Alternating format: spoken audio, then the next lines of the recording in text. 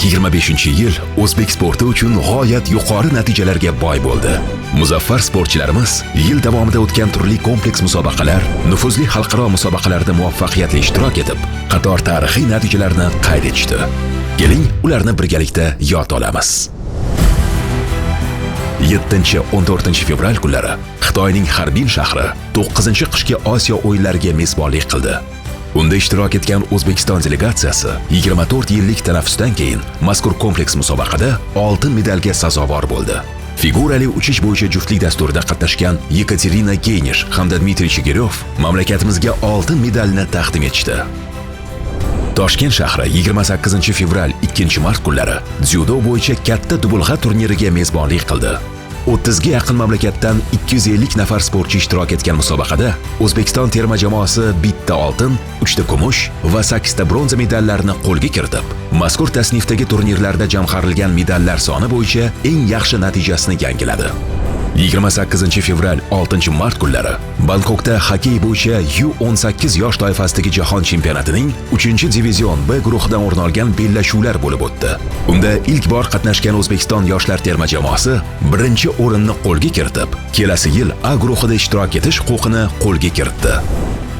Futbol bo'yicha O'zbekiston U17 terma jamoasi 3-20 aprel kunlari Saudiya Arabistonining Jidda va Toif shaharlari mezbonlik qilgan Osiyo kubogida ishtirok etib, yakunda o'z tarixida ikkinchi bor mazkur yosh toifasida qit'a chempionligini qo'lga kiritdi. 13-19 aprel Armaniston. Xokkey bo'yicha O'zbekiston milliy terma jamoasi birinchi bor jahon chempionati bahslarida qatnashdi. 4-diviziondan o'rin olgan bellashuvlarda ishtirok etgan yigitlarimiz eng yaxshi natijani qayd etishdi va kelasi yili 3-divizionda qatnashish imkoniyatiga ega bo'ldilar. 14-20 aprel kunlari Toshkentda sambo bo'yicha Osiyo Okeaniya chempionati bo'lib o'tdi. O'smirlar, yoshlar, kattalar va faxriylar o'rtasida kechgan bellashuvlarda O'zbekiston terma jamoasi umumjamoa hisobida faxrli birinchi o'rinni egalladi. 11-12 may Kuvaytda Osiyo Olimpiya kengashining 45-bosh assambleyasi o'tkazildi. Ahamiyatlisi, mazkur tadbirda tashkilotning kelgusi 46-bosh assambleyasi 2026-yil Toshkent shahrida o'tishi rasman e'lon qilindi. 8-16 may kunlari Qozog'istonning Astana shahrida para-dzyudo bo'yicha jahon chempionati bo'lib o'tdi. Mazkur musobaqada O'zbekiston terma jamoasi 2 ta oltin, 2 ta kumush va 1 ta bronza medallarni jamg'ardi. Qayd etish kerakki, unda chempionlikka erishgan Uljon Amriyeva para-dzyudochi qizlarimiz orasida dunyo birinchiliklarida oltin medalga sazovor bo'lgan birinchi hamyurtimizga aylandi. 5-iyun futbol bo'yicha O'zbekiston milliy terma jamoasi Birlashgan Arab Amirliklariga qarshi safarda o'tgan Jahon chempionati 2026 saralash o'yinida muddatidan avval 34 yil kutilgan Jahon chempionati yo'llamasini qo'lga kiritdi. 10-iyun Toshkent terma jamoamiz saralash bosqichining so'nggi turida o'z maydonida Qatarni yirik 3-0 hisobida mag'lub etdi. Tarixiy mundial yo'llanmasiga sazovor bo'lgan qahramon yigitlarimiz stadionning o'zida O'zbekiston Respublikasi prezidenti tomonidan tantanali taqdirlanishdi. 26-iyun, 2-iyul Toshkentda stol tennisi bo'yicha 15 va 19 yoshgacha bo'lgan sportchilar o'rtasida Osiyo chempionati bo'lib o'tdi. Mazkur musobaqada qit'amizning 22 mamlakatidan 400 nafardan ortiq sportchi ishtirok etdi. Singapur 11-iyul 3-avgust kunlari suv sporti turlari bo'yicha jahon chempionatiga mezbonlik qildi. Mazkur tadbir doirasida O'zbekiston delegatsiyasi rasmiylari Xalqaro olimpiya qo'mitasi prezidenti Kristi Coventry va boshqa ko'plab nufuzli tashkilotlarning rahbarlari bilan sohadagi hamkorlik aloqalarini yanada mustahkamlash masalalarida uchrashuvlar o'tkazdi. Para suzish bellashuvlarida O'zbekiston terma jamoasi a'zosi Yegor Bolotov bittadan oltin va bronza medallariga sazovor bo'ldi. Shuningdek, u para suzish bo'yicha jahon chempionligiga erishgan dastlabki o'zbekistonlik sportchiga aylandi. Yana bir ahamiyatli tomoni, mamlakatimizda suv sporti turlarini rivojlantirishga qo'shayotgan hissasi uchun O'zbekiston Milliy Paralimpiya qo'mitasi raisining birinchi o'rinbosari Shahnoza Mirziyoyeva Butunjahon suzish federatsiyasi ijroiya qo'mitasi byurosining a'zoligiga saylandi. 24-iyul 3-avgust Toshkent ilk bor voleybol bo'yicha U19 yosh toifasidagi jahon chempionatiga mezbonlik qildi. Dunyoning eng kuchli 24 jamoasini o'zida jamlagan musobaqada Fransiya yoshlar jamoasi qatorasiga ikkinchi bor chempionlikka erishdi. 18 avgust Prezident Shavkat Mirziyoyev poytaxtimizda qurib bitkazilgan Olimpiya shaharchasi va Yuqori Chirchiq tumanidagi Milliy futbol markazi faoliyati bilan tanishdi. Mazkur tashrif bilan o'zbek sporti uchun tarixiy ahamiyatga ega har ikki obyektdan foydalanishga ramziy ma'nodagi start berildi.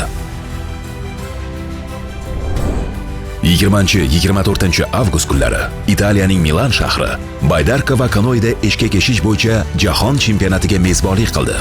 Unda ishtirok etgan kanoichimiz Artur Guliyev 200 metr masofaga kechgan bahslarda marraga birinchi bo'lib yetib keldi va oltin medalga sazovor bo'ldi. 29 avgust 9 sentyabr Toshkentda o'tgan futbol bo'yicha CAF Nations Cup musobaqada O'zbekiston terma jamoasi finalda Eron ustidan g'alabaga erishdi. Futbolchilarimiz bosh sovrinni shaxsan prezidentimiz hamda FIFA rahbari Gianni Infantinodan qabul qilib olishdi.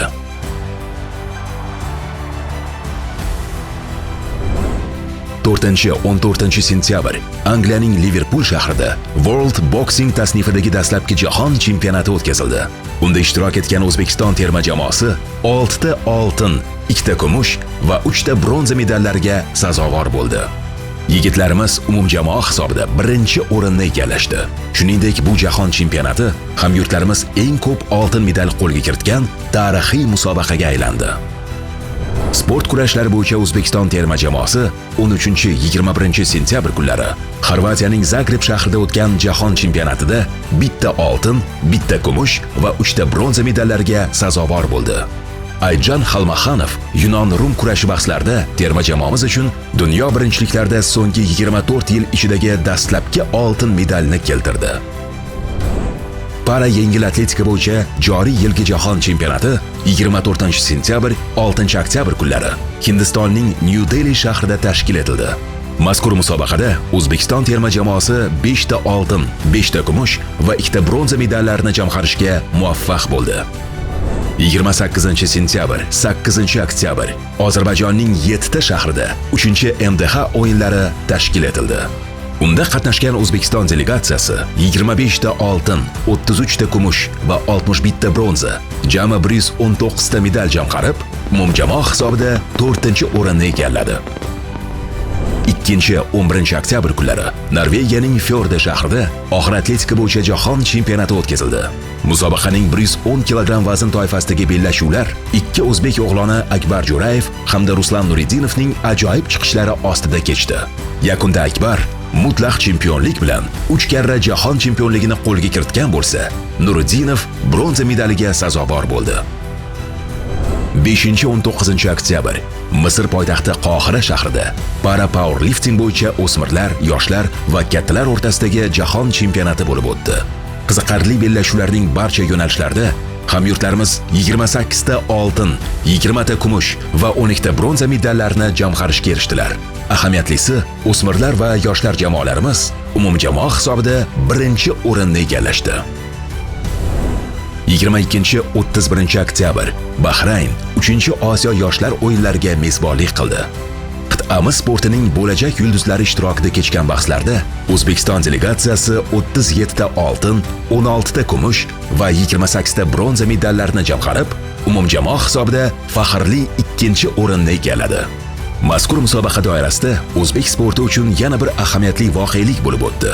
Bahraynda o'tgan Osiyo Olimpiya kengashi ijroiya qo'mitasining 101-yig'ilishida mamlakatimiz 2029-yil tashkil etiladigan kelgusi Osiyo yoshlar o'yinlarining mezboni deb e'lon qilindi.